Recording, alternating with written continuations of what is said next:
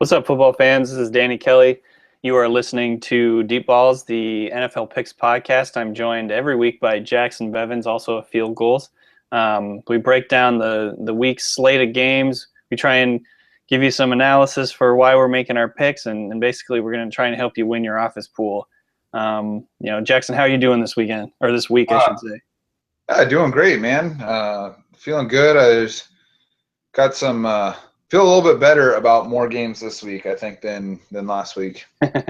Yeah, last week was a bit of a weird one.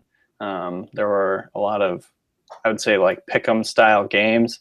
But nonetheless, Jackson and I both did pretty well. Jackson went 10-5, and we only had, as you may remember, we only had one game difference in our picks, and he picked the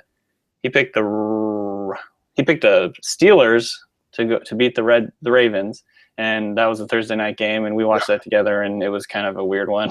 Yeah, Josh Scobie, man. I kind of screwed you. You just needed to make one of those two kicks, or have Vic hit a wide open 3-yard out. Either way.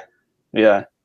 So Jackson went 10-5. He now sits at 40-23 straight up on the year. As you know, we do straight up picks. We don't break down every game against the spread, but at the end we will talk about a few games against the spread because, as Jackson says, he doesn't really like to do all those games. That's a fool's errand. So pick a few games whose spread you like and kind of work from there. But for us, we're really just trying to help you win your office pool. He's now 40-23, as I said, straight up on the year. It's the 89th percentile worldwide.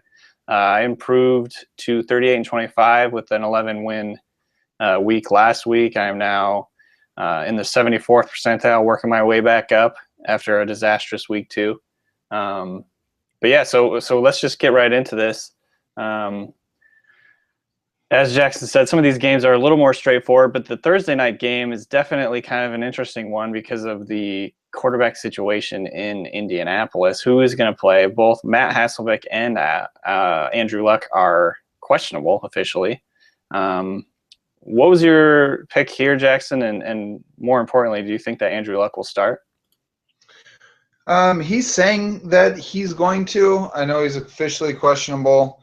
I have no idea. And for a while, as I was thinking about this game, because this was a pick'em pretty much all day until a couple hours ago, and it shifted 1 point in favor of the Texans. I had been planning on thinking, well, if Luck plays, I'll pick the Colts. And I started to think, well, there's a very good chance he won't play. Very good chance that their capable backup won't play either. And even with Luck, they haven't been very good. Right. And so for me, I think that Houston probably wins by a couple of scores if Luck can't go, especially if Hasselbeck can't go either. But they might beat the Colts with Luck anyway. It's a short week. I don't like picking road teams on Thursday games.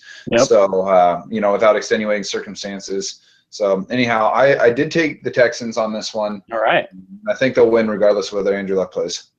All right. I like it. Starting off again with a difference of opinion. I picked the Colts with the assumption in mind that Andrew Luck will play. I think they're starting to kind of get things back together. They were able to beat the Jaguars last week with Matt Hasselbeck starting. I think that probably was kind of a big emotional, shift for them. And I think that Houston is reeling. I think that they got their asses kicked last week by the Falcons, and it just doesn't seem like they can do anything on defense at this point. And that was kind of the big thing of their whole, that was like the identity of their whole team. So that's why I went with Indianapolis. I'm not feeling very strong about it. As you know, kind of Thursday games are weird. I hate picking Thursday games. Yeah. And as you said, Houston's always, or home teams are always kind of have an advantage on Thursday games. So, but yeah, this is going to be an interesting one for sure, just because of the early start, the quarterback situation. Both teams are not as good as they were supposed to be potentially this year, and so to me, this was essentially a pick 'em. Moving down the line. We got the Sunday slate of games. The first one on the list here is Jacksonville at Tampa Bay, a battle of the Titans. Right now, the home team, Tampa Bay, is favored by 3, meaning it's essentially a pick 'em for Vegas. Who do you have in this game and why? I have Tampa Bay. I think these teams are fairly similar. I think that they've got big semi-mobile quarterbacks who have some weapons around them, like some legit NFL caliber weapons. They play spotty defense, really spotty O-line play. But I think both teams are capable enough to, score enough to win. And a game like this, one of my mantras when picking games is to not overthink games between bad teams. So barring, like I mentioned earlier, extenuating circumstances, there's two bad teams. I take the home team on principle, and that's what I did this week. It's not a matchup breakdown that I think pushes it more in favor of the Buccaneers. And even though it's not a long travel for Jacksonville to go to Tampa Bay, home field advantage does matter a great deal in the NFL. And two teams that are more or less equal, in my opinion, I'm going with Tampa Bay. Yeah, I went with Tampa Bay also. Obviously Jameis Winston turns the ball over a lot. He had 4 picks last week, but he also threw the ball a lot. 43 attempts, trying to come back against Carolina, and it felt like he kind of found a connection with Vincent Jackson a little bit. Maybe that will help. Maybe that will take some pressure off of Mike Evans in their offense, and kind of they'd have a little more balance. So at this point, I just don't have any confidence in Jaguars. I think I was just kind of watching Twitter, the Jaguars Twitter kind of meltdown after they lost to Hasselbeck and the Colts, and I think that was kind of like a low point for them over the last couple of years.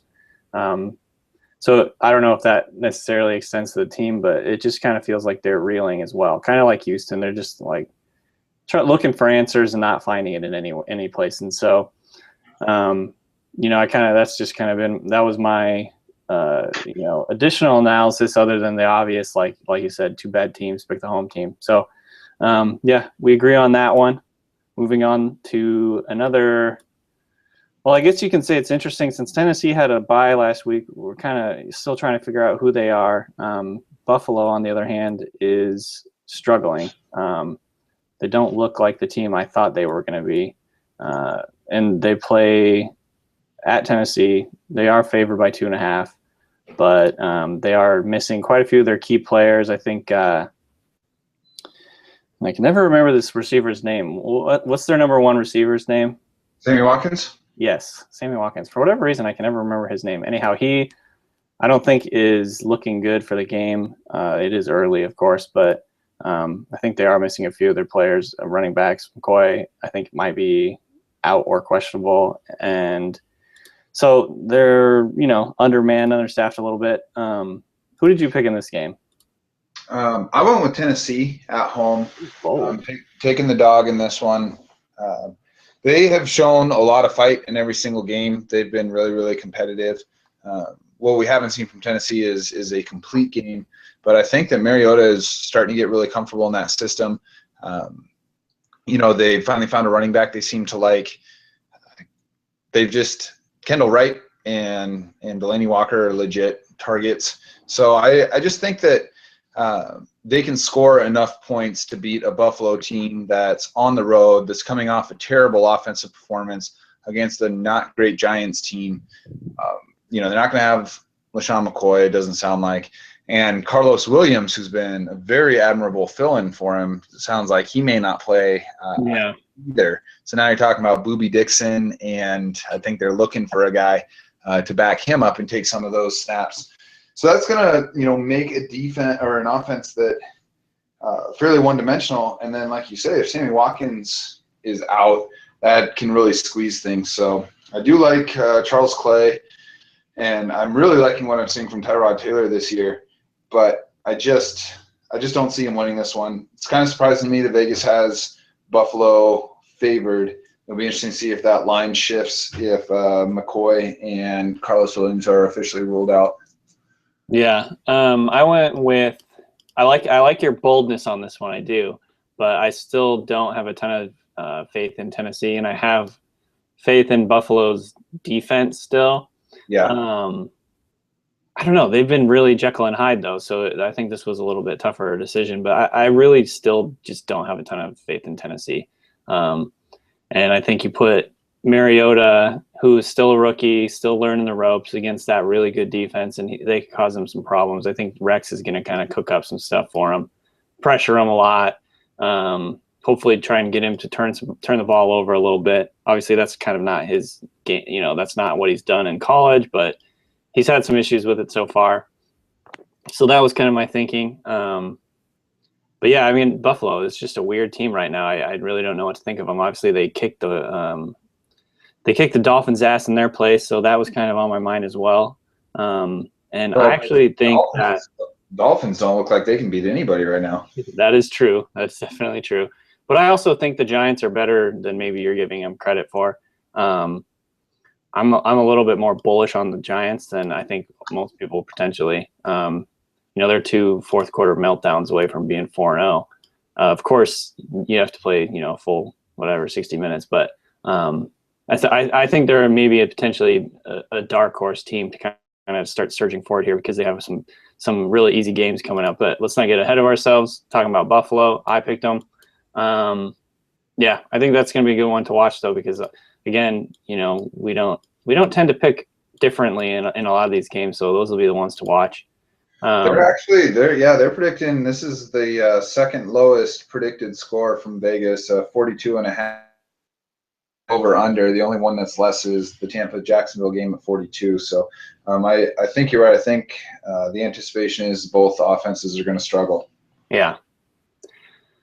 All right, moving down the line, we got the Browns at Ravens, an AFC North grudge match. The Ravens are favored in this one. I kind of find that a little bit surprising. Not terribly, of course, but mostly because they're at home. But who did you pick in this one, and what was your thinking on that? I got Baltimore.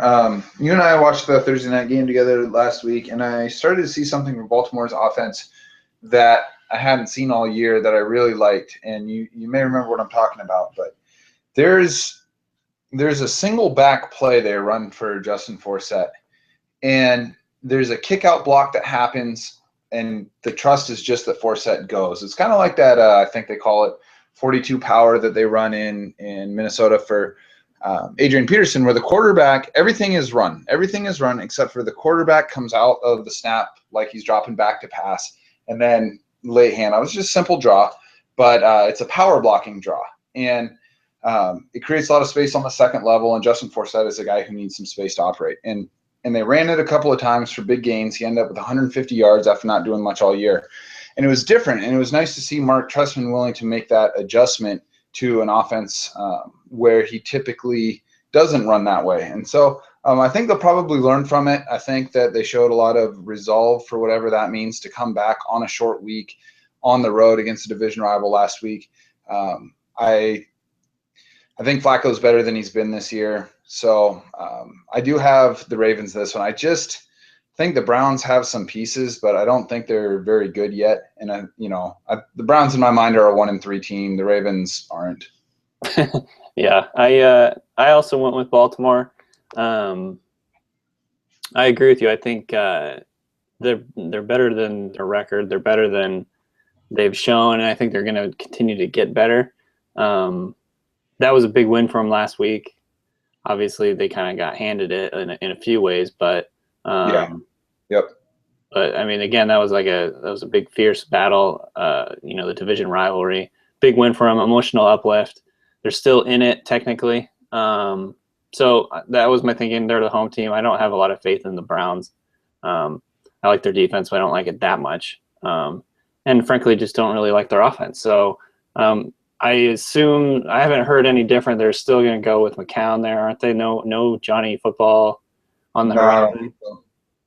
Yeah, so I don't know. They don't do anything for me at this point, and I think that's probably common. But yeah, so the Ravens at home, I took those guys. So moving on down the line, we got Washington at Atlanta. I think this should be a pretty good game. Dan Quinn has obviously gotten his team off to a really strong start. They're 4-0, scoring a shitload of points, moving the ball really well. They ran the ball really well last week against Dallas. obviously Devonta Freeman looks like a stud in that run offense. And then on the same time, I think Washington's kind of done a little bit better than I think a lot of people thought they would. Their defense is a little bit better up front. They're pretty stout. Kirk Cousins isn't anything special, but they're finding ways to kind of get themselves into games. So what do you think about this game?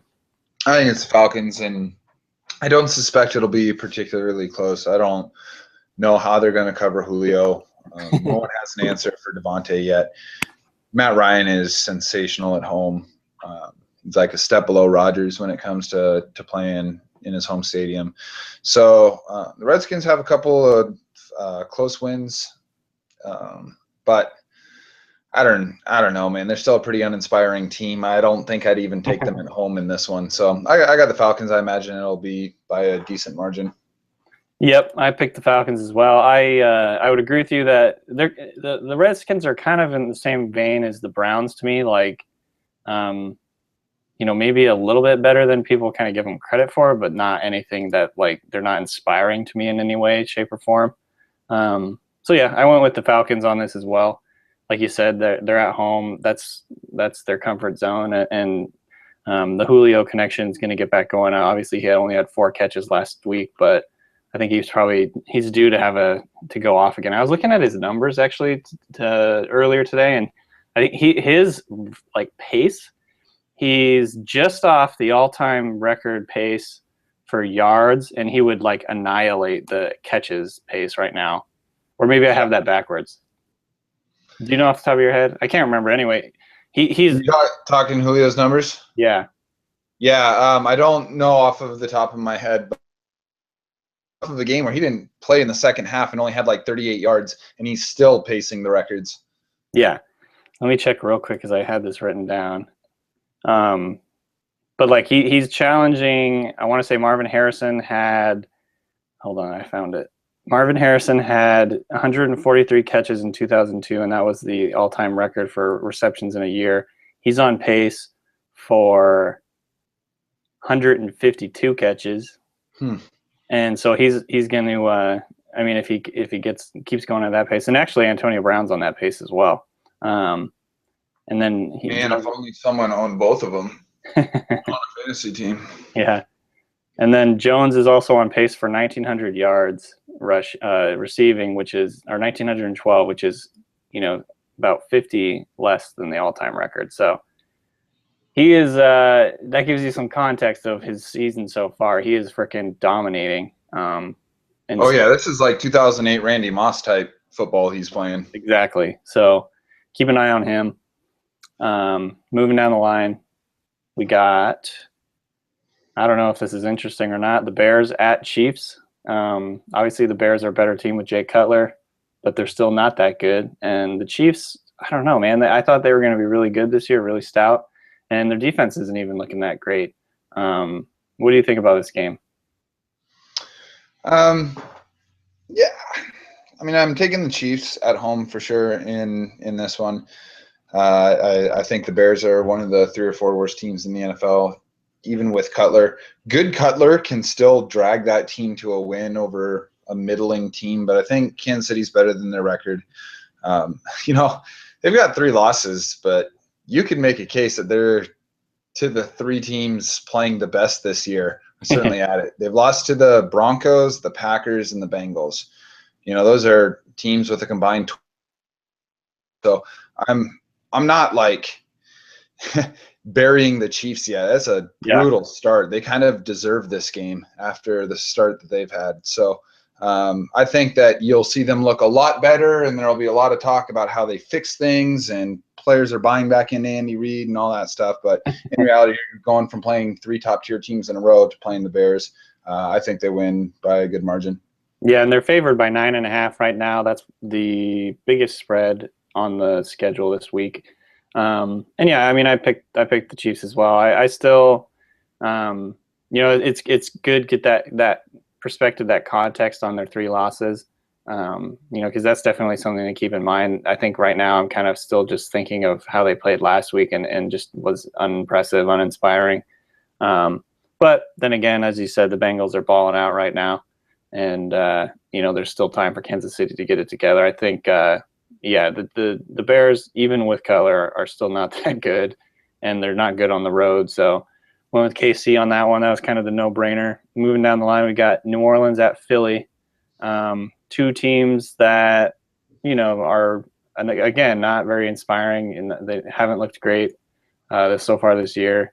It's in Philly. They're favored by 4.5. What do you think about this game?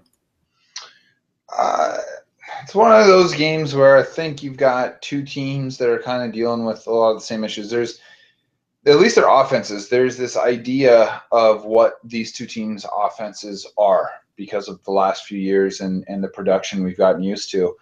But they haven't come close, neither of them this year.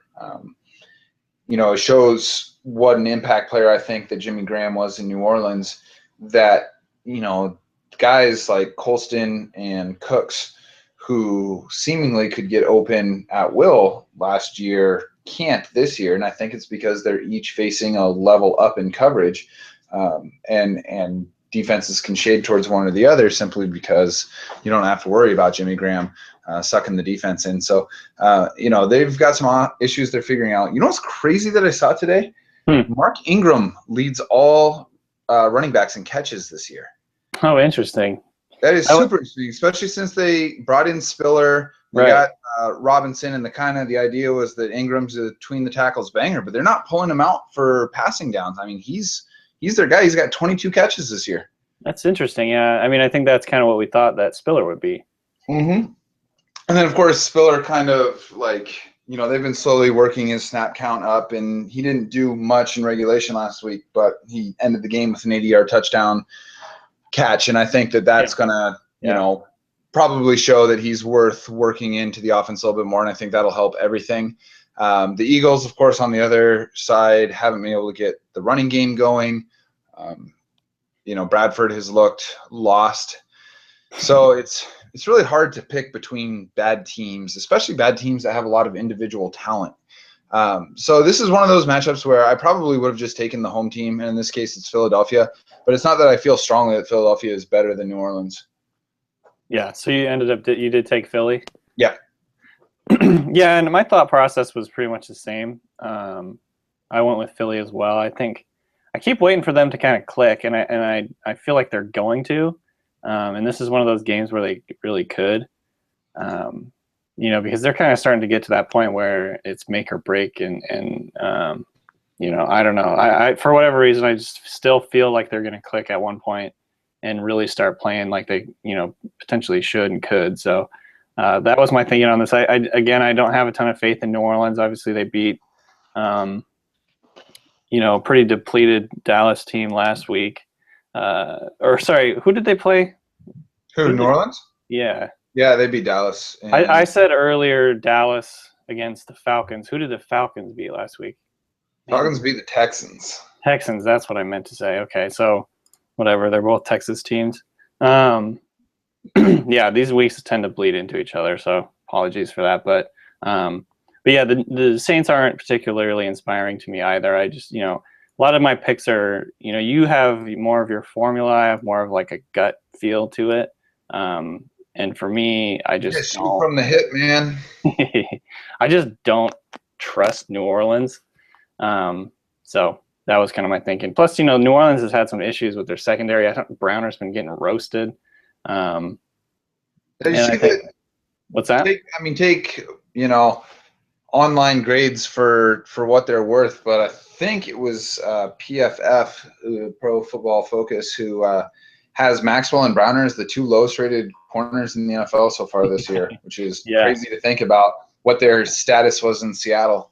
Yep. I mean, that tells you a lot about like how the scheme dictates kind of how guys can produce and play and cover and everything. So that's an interesting point. I definitely saw Maxwell as giving up the worst opposing quarterback rating of any player or any corner in the NFL right now. I thought Maxwell was a good player. Like I think he is a good player. I think that system over there is really, it puts so much on your number one corner. If you're they get no help. There's no secondary help in that system. And you can see it. It's kind of this interesting experiment to see Kerry Williams and Byron Maxwell essentially, I mean, not essentially, they switched roles on each other's teams. And Kerry Williams, who was so terrible in Philadelphia, is balling out in Seattle. And Byron Maxwell, who earned top cornerback money or damn close to it, is statistically one of the worst so far. You know, it's just funny how scheme dependent success in the NFL is for 95% of the players in the league.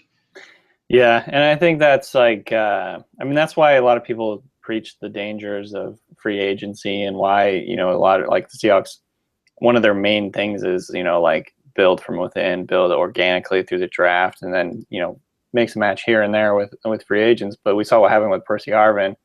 You know, he wasn't a free agent, but same concept applies. Yeah, non-homegrown player. Yeah, so anyway, yeah, I mean, I wasn't confident picking Philly in this one, but they're at home. Their backs are against the wall, and I think they're going to start finally figuring out what's going on, but I don't know if it's going to be this week or not, so we'll see. That's going to be a fun one to watch. Moving down the line, I think actually this is going to be another fun game. The Rams at Packers. That is an early game on Sunday. And obviously the Rams just came off their, you know, or they're coming off their upset win over the Cardinals. They kind of did what I thought they might do. I talked about this a little bit last week, and keeping everything in front of them, doing their cushion of death thing. You know, obviously they got Todd Gurley going. They got Tavon Austin going. They're the St. Louis team that we kind of are afraid was going to show up at some point, but they kind of always peek their head out and then go back, you know, to being the Rams. But I guess Vegas isn't terribly impressed, because the Green Bay is favored by 9 at home. Do you think there's any chance the Rams could pull this one off? Nah. All right, moving on. Well, I mean, honestly, how many teams would you pick to win in Green Bay right now in the NFL? You know, probably, I think if the Seahawks went back there, they'd give them a shot. I think that the Patriots could potentially do it. Right, but I mean, that's what I'm saying. Like, we're searching for one or two teams that we would maybe consider picking. Yeah. St. Louis isn't anywhere close to that tier. So, yeah, I'm not getting cute. Yeah, the Rams' best game could beat an off game for the Packers, but right. Aaron Rodgers has 11 touchdowns and no interceptions this year. He is handing the ball off to his receivers 15 yards downfield. We're seeing the best quarterback in the world play his best football. And as you and I have talked about on numerous occasions, you know, he is best at neutralizing what the Rams do best, which is provide pressure on the quarterback. His ability to make every throw on the tree from any spot in the pocket is unparalleled right now in the NFL. And so I think this is the one team that can handle the Rams pass rush better than anybody else right now. I like that analysis. And I agree. And I also think that I think the Packers defense is better than I thought, and better than maybe people give them credit for, because I was looking at the DVOA rankings this week, and they're up there in terms of defense. They're doing really well. Their run defense is really bad overall, but they've picked it up over the last couple of weeks. We saw them kind of do pretty well against the Seahawks, but I mean their pass defense has been really good. So I don't know. I think it's going to be an interesting game, because I think the Rams are they're good at playing spoiler to teams like this. But at the end of the day, like you said, I'm not getting cute. I picked the Packers at home. I think that they'll end up winning. I don't know. You know, that might be one of those games where you could bet that St. Louis would cover, but yeah, again, not getting cute on that one. Moving on to the Seahawks game, playing in Cincinnati. The Bengals are one of the hottest teams, I think, right in the NFL right now. You know, maybe they're another one of those teams you could throw in that could potentially go into Green Bay and beat the Packers. But they're obviously playing at home this week in an early game, 10 a.m. game on the East Coast. It's going to be a tough one for Seattle. Did you pick the Seahawks? I did not. You know, I think that I wouldn't be surprised if this game happened in week 12 or week 13, if I wouldn't feel differently about it. But right now, we're seeing a team that is playing very well in all aspects, hosting a team coming off a short week that is playing well in half of the aspects. Seattle is one of the few teams that could probably boast a roster as or more talented than the Bengals. But to beat a Bengals team at home, bad Andy Dalton has to show up, and he's been nowhere to be found this year. Andy Dalton is playing out of his mind. He looks so confident in the offense. Bernard and Hill are playing really well. Hill isn't having the type of world-beating year that some folks were anticipating after his rookie season, but he's been an effective short yardage runner. Bernard, he never went anywhere. He's still Gio Bernard. AJ Green's incredible. Tyler Eifert has emerged. So that offense is really, really clicking, and Dalton seems so in control of it. That said, I think he is going against the best defense in the NFL. And for all of the history of Seattle and the rest of West Coast teams playing so poorly in 10 a.m. starts on road games, that hasn't really been the case in Seattle for the last 3 years. So normally that would be an issue. I think having Marshawn back will help. But until that offensive line gets figured out, they're going to have a hard time scoring against the Cincinnati team. I really do believe that. Yeah. And if the Seahawks haven't gotten an interception this year, I think they've only forced one turnover, maybe two. And it's wild. Since Cam Chancellor's got back, they've had 21 defensive drives. 19 of them have ended in a punt, one in a field goal, and one in a fumble. That is crazy, But they're going to have to do better than just bending and not breaking to beat Cincinnati. They're going to have to break Cincinnati back. They got to get a couple of turnovers. They got to get sacks. They got to disrupt that offense. And I'm just not seeing enough out of Seattle to think that they would do it. If I was betting this objectively, I would take the Bengals. Yeah. And I do not feel confident in my pick. I don't feel like I would put very much money on it, but I also picked the Bengals. Again, it's the same things we've talked about. I think for me, it really does come down to the offensive line and not really knowing what's going on with Marshawn Lynch. I don't know if he's going to be 100%. I don't know if he will even play for sure. So I think those are the two main reasons I think that I went with the Bengals. I think it's just tough ask for the Seahawks over there. Like you said, that they have such great weapons. Everywhere you look, they have weapons. It's like Sanu, Marvin Jones, AJ Green, their tight end that you mentioned, Tyler Eifert, is really good. They have two really good running backs. They've got weapons on defense. They have pass rush. They're good in the secondary. They have good linebackers. It's just like the Seahawks are going to have to really figure something out with the offensive line to get this win, I think. And, maybe they will. Maybe that they'll, because right now we talked about the consistency has been really terrible with the offensive line. The pass protection was pretty good against Green Bay, but then it sucked last week. Which one is going to show up? And obviously they didn't play very well against the Bears either at home.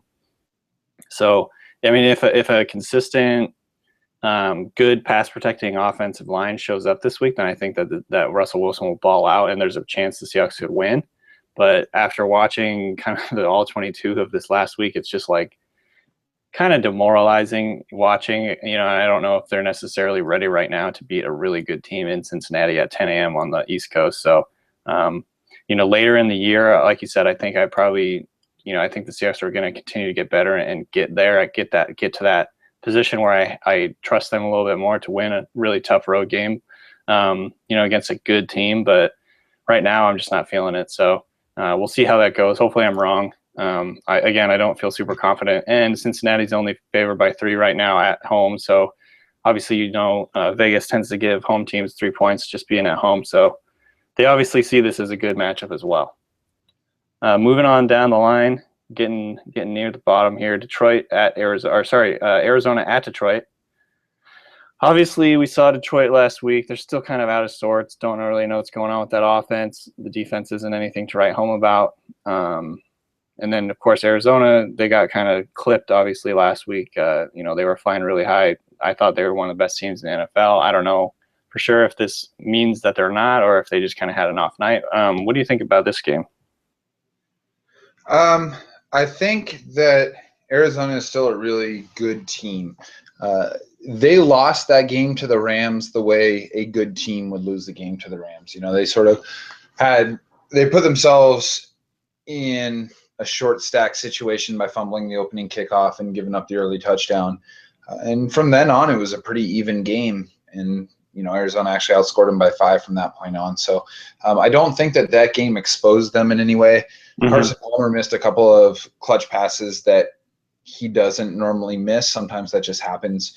I didn't see any big flaws or chinks in the armor that the Rams exposed. The Rams made a play or two more than Arizona did. So I haven't really lost my view of them as a very good team. I'm not sure that they're an elite team, whatever that means, but I think they're right in that conversation in terms of how they played this year. They still have the best point differential in the NFL. The Lions, I mean, this is a brutal back-to-back for them, especially with the way that game ended on Monday. So, but they've got a short week, which I think sort of neutralizes a little bit of the home field advantage. They are traveling. It's not even like they're going home to home. They are still using, you know, a significant amount of travel time coming back, and that stuff wears on you, I imagine, when you're the only 0-4 team in the NFL, which is crazy to think about. So I wouldn't be shocked if the Lions won this game, just because I think they are a fairly talented team and they are the home team, but I did pick Arizona. Well said. I also picked Arizona. You know, basically all the same reasons that you did. Detroit, I don't know. They have a lot of talent, but they're another one of those teams that I just don't have a ton of faith in. You know, obviously they almost beat Seahawks last week, but the Seahawks really tried to kind of give that game away, I felt like. The game was not as close as the final score. I mean, when you turn the ball over twice in the fourth quarter, really unforced errors, really. Yeah. So I don't know. So yeah, the Lions, I mean, they, like I said, they have a ton of talent, but they don't inspire me. I think Arizona will kind of run away with this one at Detroit. So that's a good one to watch. Hopefully Detroit can pull it off, of course, because that would be good for the Seahawks and the NFC West, but I just don't see that happening. Moving on, this game is probably due to be a blowout. The Patriots travel to Dallas, play Brandon Weeden-led Cowboys team. They are favored by 9 on the road, and the over-under is 49.5. Apparently, Vegas thinks they're going to beat the shit out of the Cowboys, I imagine. So what do you think about this? Same. You know, Belichick is coming off of a bye week with Brady, and I think that it's just they've got basically a full season of sample size for the Patriots coming off a bye week under Belichick. They're 11-4. Outrageous, but that is very, very good. And Dallas just is trying to figure out who they are, or even more so, what can they be? I mean, you talk about who their 5 biggest weapons on offense are going into the season. You're talking Tony Romo, Dez Bryant, you know, Randall, and then, you know, Witten, and then either Dunbar or McFadden. And this year it's definitely been Dunbar who, you know, hurt himself last week in Sunday night game. Romo's hurt. Yeah. Bryant's hurt. So now you're talking about 3 of your top 4 or 5 playmakers being out. I could see a full strength Cowboys team definitely winning this at home against the Patriots, but you know, trying to beat them with the JV offense, no matter how good that line is, I just don't see it. That defense is okay, but I mean, the Patriots could drop 40 on them in their own house on Sunday. Yeah, I don't have anything to add to that. I think you summed it up. I picked New England as well. Moving on down the line, Denver at Oakland. Right now, Denver is favored by 5, even on the road. Obviously, their defense is kind of giving people fits. That's probably the best defense in the NFL right now, the way they're playing. You know, you have Derek Carr, who has shown a lot of promise and made some really pretty incredible plays, but at the same time, he's still a second-year guy. He has his, you know, peaks and valleys. I picked the Broncos in this one just because of the defense. I think that they're playing so well. But again, we've talked about this in the past. I think Oakland, for some reason, gives people problems at their home, and this is a divisional game, so you kind of never know what to expect in those. But I ended up going with Denver, with the caveat that I think it could be a pretty good one to watch, pretty fun one, and Oakland could give them a run for their money. What do you think? Yeah, I think Denver should win this one for many of the same reasons. I think they are the best defense in the NFL right now. There's talent everywhere. There's no spot outside of maybe an offensive line where they are not exceptionally talented, and that's really a crazy thing to think about. You can go position group by position group, and they are loaded, and it's coming at the perfect time because as we start to see a decrease in Peyton Manning's raw skills. Obviously the mind is still there and the anticipation and the veteran savvy and all of that. But as we finally start to see that deterioration in his skills, he finally has a defense that can go out and win games for him. And we've seen them do that at least twice this year. And so that defense is playing out of their minds. Oakland is a team that can get a lot of yards. They got a lot of game-breaking type players. I really like Derek Carr. I like his future in the NFL. But this is going to be a really, really tough task. And I do think the Raiders will get some points in this one. I don't think that, they're just going to get totally dominated. But a 5-point spread sounds about right. I do have Denver in this one. I think that right now they're probably the most talented top to bottom roster in the NFL. Nice. All right, let's move on to the 49ers at Giants. In the Meadowlands. Obviously, the Niners have struggled. Colin Kaepernick's kind of like meltdown or whatever. And the Niners defense really isn't as good as I even thought it might be. So right now they're in a bit of a death spiral. But you never really know what you can get. And the Giants again are kind of inconsistent. I don't think their home field advantage is anything special. What did you pick in this one right now? The Giants are favored by 7 at home, but this could be one to watch. What do you think? I've got the Giants. It's really hard to watch what's happening with San Francisco. You want to, crush your rivals and, see their women driven before you and hear the lamentations of the people and all the other Conan the Barbarian stuff. But in all honesty, it kind of sucks not having them good. And the Seahawks defense versus the 49ers defense were probably the two best defenses in the NFL for a few years. And the Kaepernick Wilson thing and just the two cities, being at the top of the conference there for a little bit, it was a really great, really marketable rivalry. And everything has just gone to hell for them. Kaepernick looks like the worst quarterback in the NFL right now.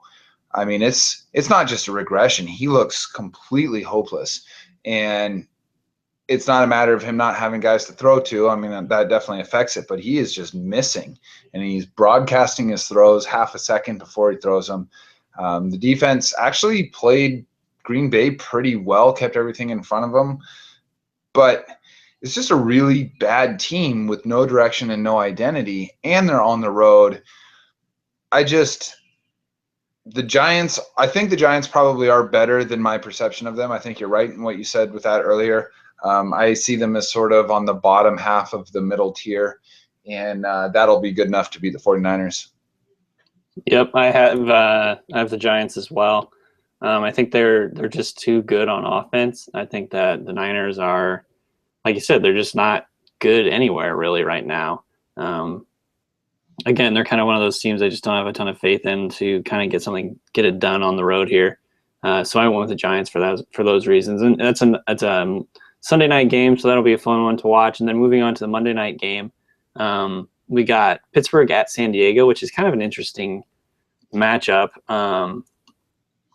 Obviously, the Steelers are without Ben Roethlisberger. We saw what Michael Vick did last week. It wasn't terrible, but at the same time, it was a little bit different. They weren't attacking downfield quite as much. I think they only took a few deep shots. Obviously, Antonio Brown missed out on his chance to continue his 5 catches for 50 yards streak, which was ridiculous. I think he came up 8 5 yards yards? short. He had 5 for 42. Yeah. So that And was he a was bummer. really close on a few catches. Yeah. So that was a bummer.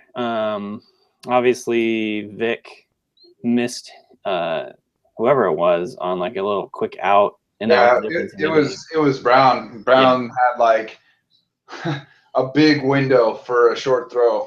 Yeah, and he missed him. He threw it high. It was pretty much uncatchable, and that was the difference in the game.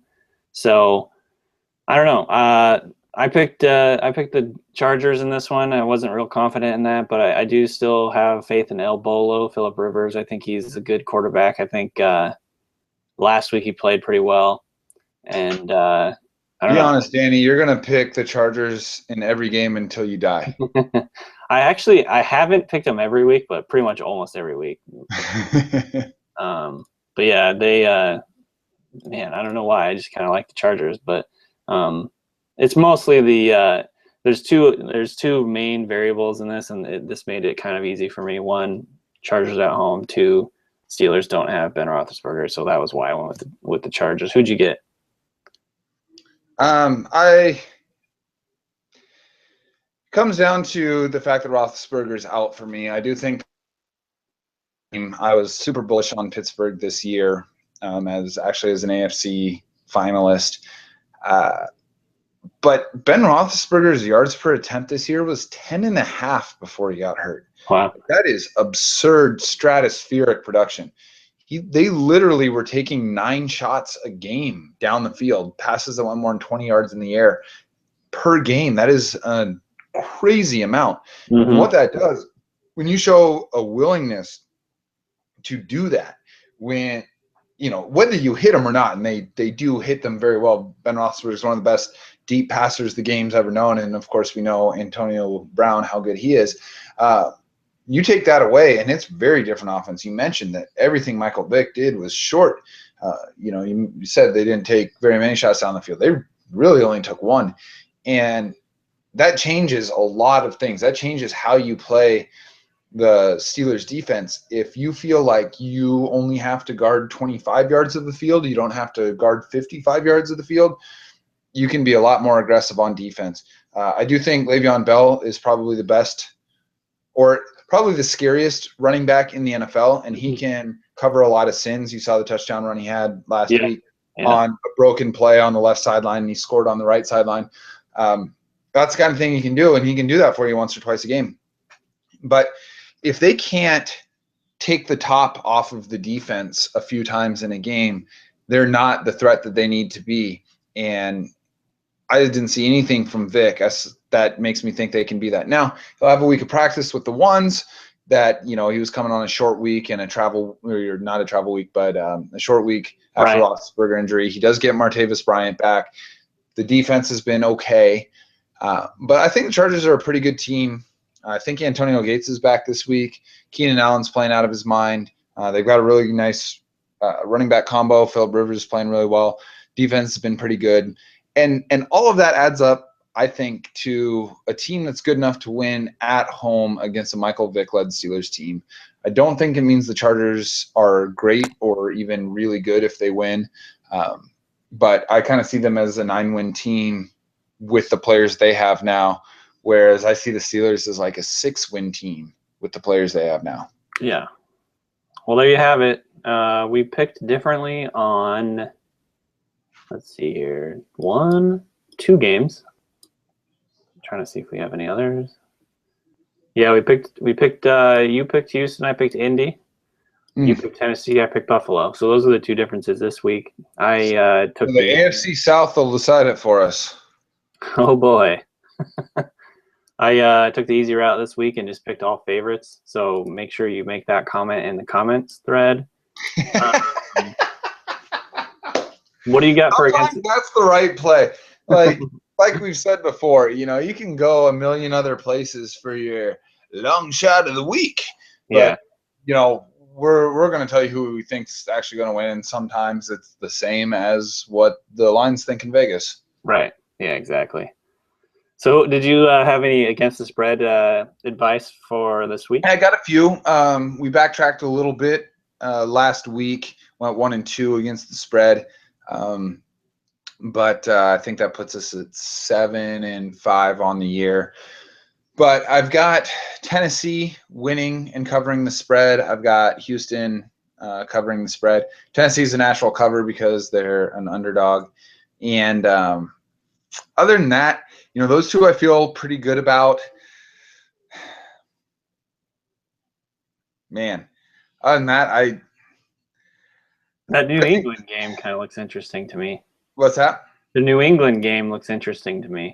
It does. The thing that keeps me from really picking against New England against the spread, even when they're favored by a lot, is that Bill Belichick is one or two or three coaches that's willing to put the heel to the teeth after the fight is over. You made my point because I was going to say you picked the over. Oh yeah, okay, not the over. Sorry, not the over.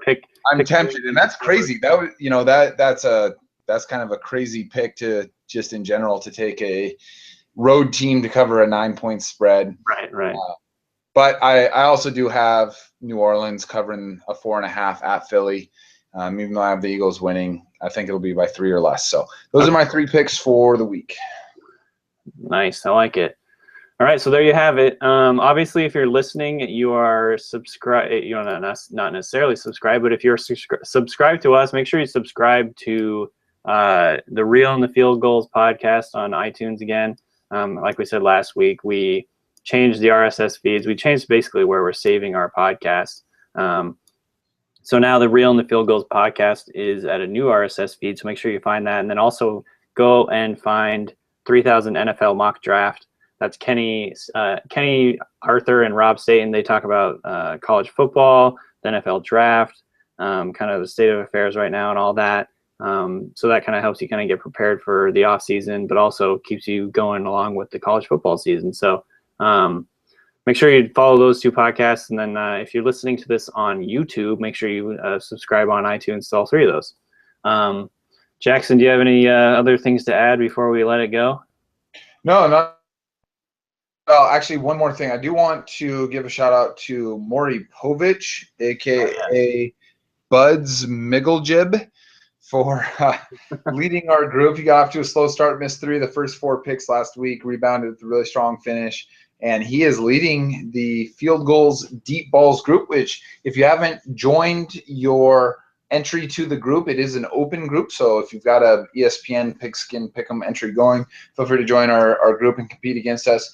But he is our leader at 44 points, and so he's 44-19 on the year, and that puts him in the top 0.4%. So I do want to give him a shout out for how well he's been picking games this week. Maybe we should get him on the show.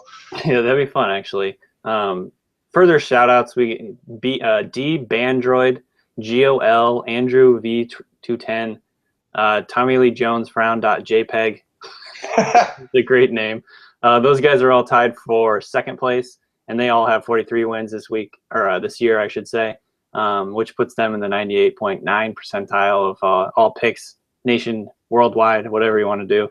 In other words, these guys are doing really well, guys or girls. So yeah, those are some really impressive scores. Jackson and I are going to try and catch up along the way. But yeah, you guys are setting the pace for the Pick'em League so far, so congrats on that. Yeah, so we'll pick up again the same time next week. Hopefully I win our Thursday night football disagreement again this week. I know Jackson and I will probably meet up tomorrow and have a few beers and watch the game. Hopefully you do as well, and hopefully you enjoyed the podcast, and we'll talk to you next week. Later.